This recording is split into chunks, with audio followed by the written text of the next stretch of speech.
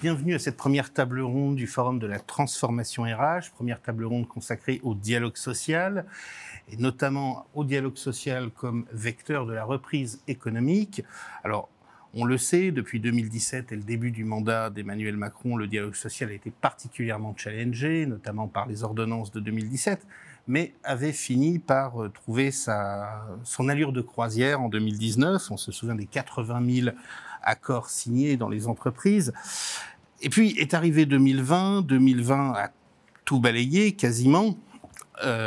Challenge énorme. Et justement, nous sommes là pour en discuter avec nos invités. Je me tourne vers vous sans plus attendre. Jérôme Leparoux, vous êtes secrétaire général du groupe d'AR en charge notamment des RH. Christophe Clayette, vous êtes secrétaire confédéral à la CFDT en charge du dialogue social et de la représentativité. Vous êtes également membre du comité de suivi des ordonnances et nous y reviendrons. Et Jean Grosset, vous êtes membre du Conseil économique et social et environnemental et vous êtes directeur de l'Observatoire du dialogue social. Bonjour à tous. Bonjour. Alors, bonjour. Tout de suite, sans plus attendre, nous allons donc commencer. Est-ce que l'année 2020 est un peu une forme de crash test pour le dialogue social, si je peux m'exprimer ainsi? Jérôme Leparoux, vous êtes donc DRH dans une société d'aéronautique, l'un des secteurs les plus, si ce n'est le plus touché par la crise. Et cette année 2020, pour s'adapter à la pandémie, a été symbole d'un dialogue social intense, presque une demi-douzaine d'accords de négociés et de signés.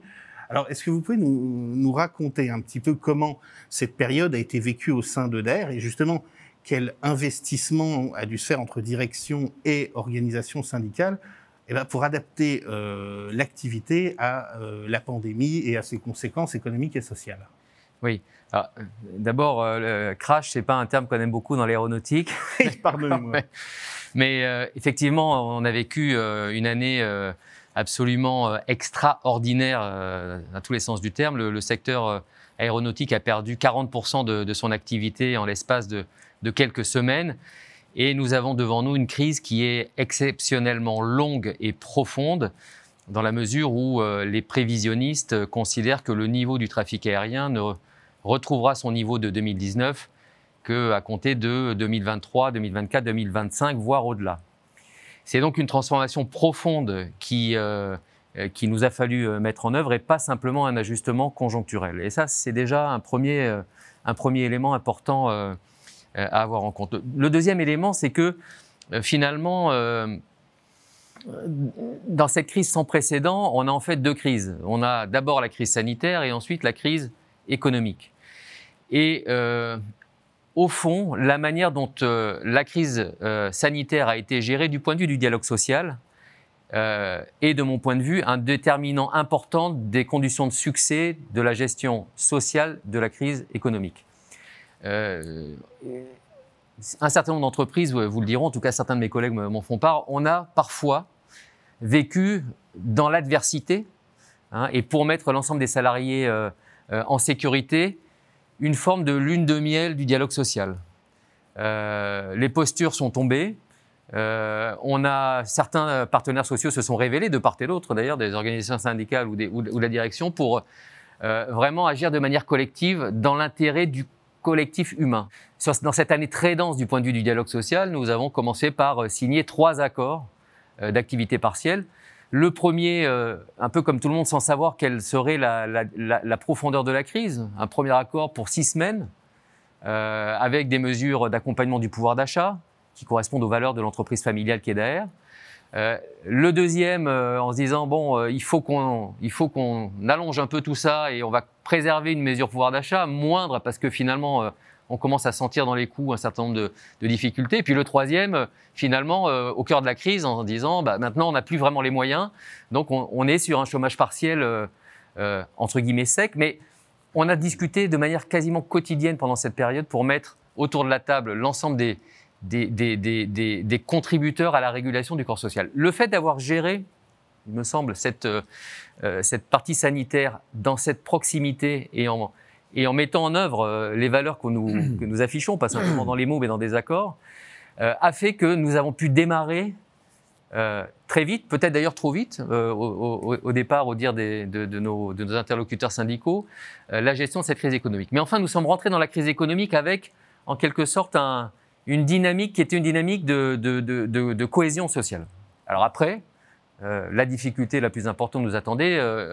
Chez Daher, sur les 11 000 collaborateurs, tout statut confondu et tout marché confondu, c'est un tiers qui est touché et impacté par la crise. En France, nous avons lancé un plan de restructuration qui s'est traduit par un PSE qui initialement concernait 20% des CDI. D'accord. Aujourd'hui, grâce à diverses mesures et grâce à la négociation d'ailleurs, nous avons pu réduire ce volant et c'est toujours trop, mais à 650 suppressions de postes et à la reconversion et à la cession d'un site industriel. D'après ce que nous disions quand nous avons préparé cette table ronde, enfin d'après ce que vous nous disiez plus exactement, l'APLD, donc un accord APLD, a été signé et a sauvé environ 250 emplois, si on peut s'exprimer ainsi, bien sûr. Ce qui est particulier dans notre cas, et j'ai envie de dire qui est le signe de la vitalité du dialogue social, c'est qu'on a démarré très tôt ce plan de restructuration. On a commencé à en parler aux partenaires sociaux dès le mois de mai, ou même fin avril, et nous avons démarré les négociations fin juin. À cette époque, la situation n'est pas encore complètement stabilisée. Le plan de relance de l'économie n'est pas encore complètement stabilisé. Le plan de soutien à la filière aéronautique non plus. L'APLD est encore dans les cartons. Et donc, à juste titre, les organisations syndicales nous disent « Mais pourquoi vous démarrez si tôt ?» On ne sait pas quels vont être les leviers à disposition et on ne sait pas quelle est la gravité de la crise. Et fort de à la fois la dynamique positive pendant le Covid, avec tous les guillemets qui s'imposent, mais également fort de 5 années de reconstruction du dialogue social, on leur propose un acte de fond, on leur dit « faites-nous confiance ». Faites-nous confiance parce qu'il faut qu'on sorte de cette crise le plus tôt possible et donc il faut qu'on y rentre le plus tôt. Et nous prenons l'engagement, direction, et moi personnellement, l'engagement de mettre en œuvre tous les dispositifs ou tous les outils qui seront mis à disposition par le gouvernement, même si nous ne les connaissons pas encore. Et donc, nous démarrons dans cette situation un peu délicate où on n'a pas encore tous les éléments, mais on sait qu'il y a un sentiment d'urgence.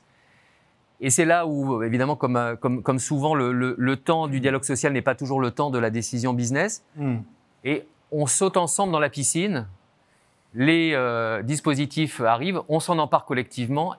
Et finalement, ce que ça permet de faire, c'est de focaliser le dialogue social sur la recherche de solutions communes à travers l'APLD, qui n'est pas une baguette magique, qui correspond peut-être pas d'ailleurs complètement pour le secteur aéronautique à la gravité ou à la durée de la crise, puisque c'est finalement largement au-delà des 24 ou 36 mois que nous allons devoir gérer cette situation. Mais enfin, on a devant nous un outil nouveau pour tout le monde qu'il faut comprendre ensemble et qui nous permet quand nous disons à l'ensemble du corps social que la première préoccupation, c'est de réduire l'impact social et de réduire l'impact sur l'emploi, bien d'en faire la démonstration ensemble. Et en effet, nous avons pu, entre guillemets, préserver 250 emplois. Alors, au prix d'une organisation du travail éminemment complexe, puisque pour sauver l'équivalent de 250 emplois, c'est presque 700 salariés qui sont en activité réduite pour étaler la charge. Mais enfin, voilà un élément. L'autre élément, c'est que ça nous a permis de focaliser la discussion sur l'employabilité. Et donc, nous avons mené en parallèle la négociation du volet social, de l'accompagnement, enfin du volet accompagnement social du plan, de la négociation de la PLD, ce qui n'était pas du tout un acquis. Alors, les dispositifs étaient nouveaux, on ne savait pas vraiment jusqu'où on pouvait le faire, mais c'était une manière de dire, voilà, on va travailler sur l'emploi, on va considérer l'équation globale, et finalement, de 1261 suppressions de postes, on arrive à la fin, grâce à la PLD, mais grâce également à un certain nombre de paris business, et là, on croise les doigts pour que, malheureusement, le nouveau confinement n'aboutissent pas à ce que ces paris aient été trop optimistes, mais nous sommes arrivés à diviser par 2 le volant social. Premièrement, le PSE pour traiter la dimension conjoncturelle. Deuxièmement, l'APLD pour avoir un outil qui nous permette de réagir de manière très immédiate et de manière très conjoncturelle. Et puis pour finir, un accord GEPP, gestion de l'emploi et des parcours professionnels. Ex-GPEC. Ex-GPEC pour avoir un outil de moyen terme qui nous permette d'ajuster, de donner de la visibilité, qui va donc nous permettre je l'espère, de rebondir quand l'activité reprendra, mais qui peut nous permettre également de pouvoir absorber de nouveaux chocs en privilégiant les redéploiements, les reconversions, et également, pourquoi pas, les volontariats sur des mobilités externes sécurisées. Et dans ce cadre, nous avons d'ailleurs inclus un congé mobilité dans les mêmes conditions que le congé de reclassement qui avait été négocié dans le cadre du plan. Du côté syndical, comment vous l'avez vécu cette année? On a vu quand même un dialogue social qui a été ressollicité à partir du mois de mars, encore plus à partir du mois de juillet-août, avec les premières prémices du plan de relance. Donc, votre vision de syndicaliste sur cette année, quelle est-elle? Et globalement, pour la CFDT, l'année 2021, elle s'annonce complexe, avec de nombreuses incertitudes, notamment sur le plan sanitaire. Et la reprise économique en sera fortement dépendante.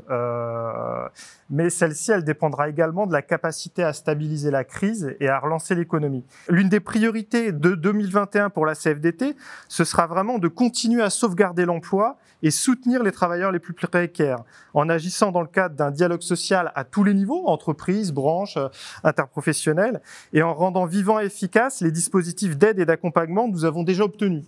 Alors, Transco, c'est un dispositif qui a été porté par la CFDT dans le cadre des concertations sur le volet compétences du plan de relance.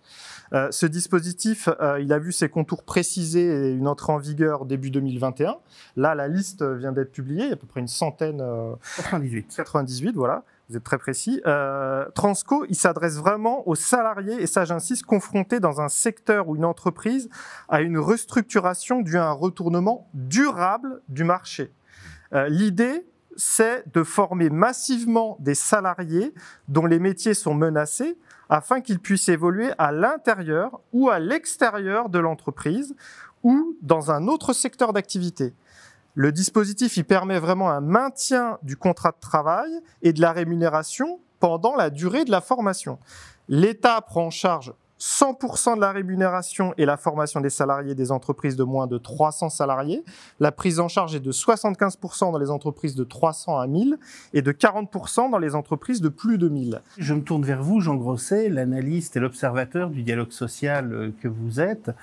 Qu'est-ce que vous retenez et qu'est-ce que vous projetez finalement de la situation que nous venons de vivre? Oui, on a essayé de regarder un peu ce qui se passe.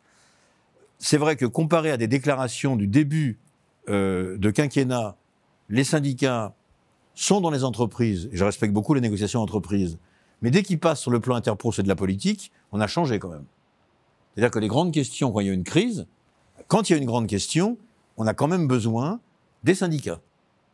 Et la preuve, ce qui s'appelait conférence sociale ou sommet social, excusez-moi, peu importe. Non, il y a eu on a discuté.